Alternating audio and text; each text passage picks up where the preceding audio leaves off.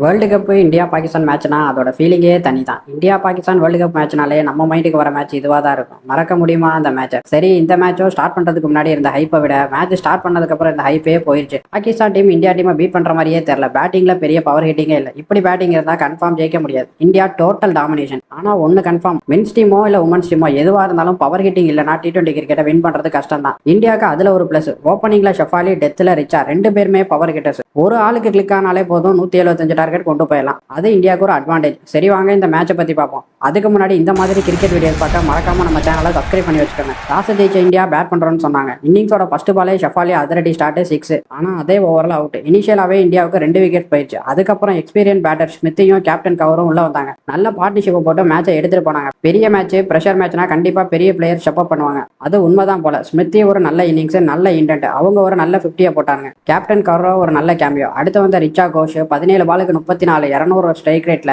இந்தியாவோட ஸ்கோரை 170க்கு கொண்டு போனாங்க. பாகிஸ்தானுக்கு 171 டார்கெட்டை கொடுத்தாங்க. அடுத்து வந்த பாகிஸ்தானோ பவர் பிளேயை டீசெண்டா தான் ஆடினாங்க. ஆனா பவர் பிளேக்கு அப்புறம் பெரிய ஹிட்டிங் இல்ல, ரன்ஸ் சுத்தமா வரல. எத்தனை பேர் இதை நோட் பண்ணீங்கன்னு தெரியல. ஃபீல்டுல கேப்டன் கவரும் ஸ்மிருதி மந்தானாவும் நிறைய டிஸ்கஸ் பண்ணாங்க. ஸ்மிருதி இன்புட் நிறைய கொடுத்தாங்க. அதை கேப்டன் கேட்கறாங்க. அந்த 2 பேரோட பாண்டு பார்க்க நல்லா இருந்துச்சு. ஃபீல்டுல எப்படி மென்ஸ் கிரிக்கெட்ல ரோக்கோவோ அது மாதிரி தான் நாங்க இங்கங்கிற மாதிரி இருந்துச்சு. இந்தியா பவுலிங்ல தீப்தி சர்மா சரியான பவுலிங், 5 விக்கெட் எடுத்தாங்க. அவங்க தான் பாகிஸ்தானோட பேட்டிங்ல ரன்ஸ் அப்படியே ஸ்டாப் பண்ணி வச்சுட்டாங்க. சரணி நல்ல பவுலிங், 3 விக்கெட். இந்தியாவோட ஃபீல்டிங் வேற லெவல். ரன் அவுட்டா இருக்கட்டும், டைரக்ட் ஹிட்ஸ், வர கேட்சஸை பிடிச்சு போடுறது எல்லாமே பெர்ஃபெக்டா இருந்துச்சு. அவங்க ஜெயிச்சதுக்கு ஃபீல்டிங் ஒரு முக்கியமான காரணம். இந்தியா மேட்சை கம்ஃபர்டபுளா 64 ரன்ல வின் பண்ணிட்டாங்க. வேர்ல்டு கப்பை பெர்ஃபெக்டா ஸ்டார்ட் பண்ணிருக்காங்க. சரி, நீங்க சொல்லுங்க, இந்த மேட்ச்ல இந்தியாவோட கேச்சிங் எப்படி இருந்துச்சுன்னு கமெண்ட் பண்ணுங்க. அப்படியே இந்த மாதிரி வீடியோஸ் பார்க்க ஒரு லைக்கும் சப்ஸ்கிரைப் பண்ணிக்கோங்க.